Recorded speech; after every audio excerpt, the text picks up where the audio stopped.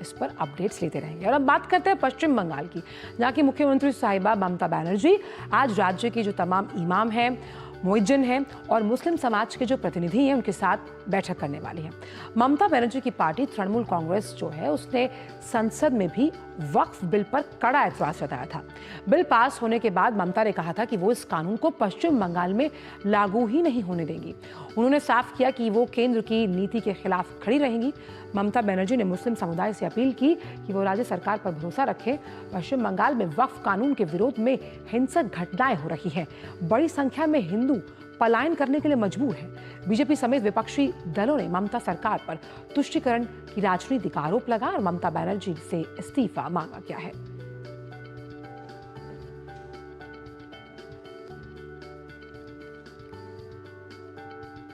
तो पश्चिम बंगाल के मुर्शिदाबाद जिले में वक्फ कानून के खिलाफ हिंसक विरोध प्रदर्शन के बाद हालात नियंत्रण में तो है, लेकिन तनाव है। वक्फ कानून के खिलाफ विरोध प्रदर्शन के दौरान हिंसा में शनिवार को पिता पुत्र समेत 3 लोगों की निर्मम हत्या कर दी गई थी।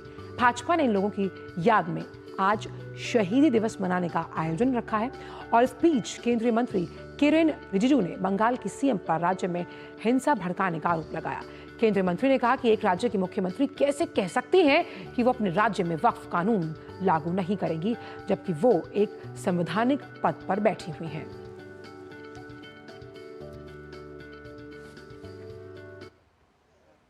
Disturbing is the chief minister is visibly inciting the violence. If chief minister herself is telling the people to protest, if chief minister is telling that she will not follow the act passed by the parliament, this amounts to inciting violence. Remember, law and order is a state subject. Now the chief minister who is in charge of the law and order incites violence, it is trouble for himself or herself. After all, she has to contain and maintain the law and order. तो ममता बनर्जी पिछले कई दिनों से सवाल उठा रही हैं BJP पर। आज जब वो मुस्लिम समुदाय के प्रतिनिधियों से मिलेंगी तो उसके क्या मायने हैं, आखिर वो क्यों हिंदुओं के पलायन पर चुप हैं, ये एक बड़ा सवाल है। और इस बीच संसद में बने कानून का विरोध करना कितना सही या गलत है, ये अहम बात है, क्योंकि जिस तरह से विकास आरती भी कहते हैं कि कोर्ट भी मानता है कि संसद से जो कानून पास हो गया वो बहुत अहम है। कहां तक जाएगी टीएमसी, यानी कि वोट बैंक की राजनीति को लेकर कहां तक जाएगी, खुद एक बड़े संवैधानिक पद पर ममता बनर्जी काबिज हैं और मुख्यमंत्री का ये रुख जो है ये कई सवाल छोड़ता है कि क्या केंद्र की नीतियों पर भरोसा नहीं है पश्चिम बंगाल की मुख्यमंत्री साहिबा को।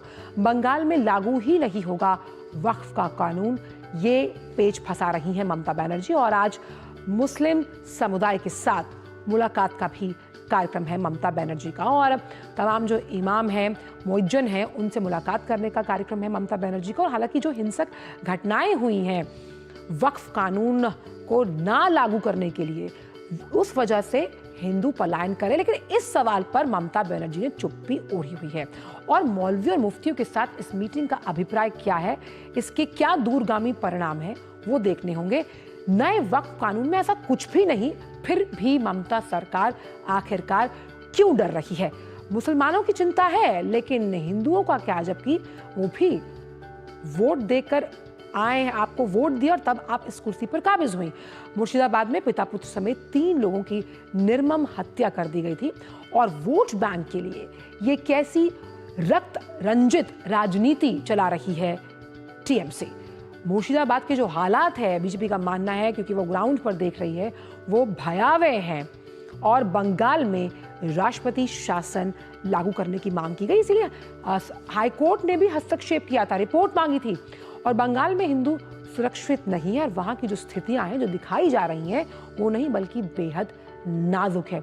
राज्य के हालात पर राज्यपाल ने भी चिंता की थी और ये कहा था कि ये ममता बनर्जी सरकार पर बहुत बड़ा थप्पड़ है कि सुप्रीम कोर्ट ने हस्तक्षेप कर रिपोर्ट मांगी है। कानून व्यवस्था की स्थिति पर राजभवन की नजर है कि किस तरह से कानून व्यवस्था जो डगमगाई हुई है, चरमराई हुई है। केंद्र सरकार और गृह मंत्रालय भी सतर्क है, अलर्ट मोड पर है कि बंगाल में कुछ भी हो सकता है और हिंसा पर नियंत्रण के लिए केंद्रीय बल भी तैनात किए गए हैं।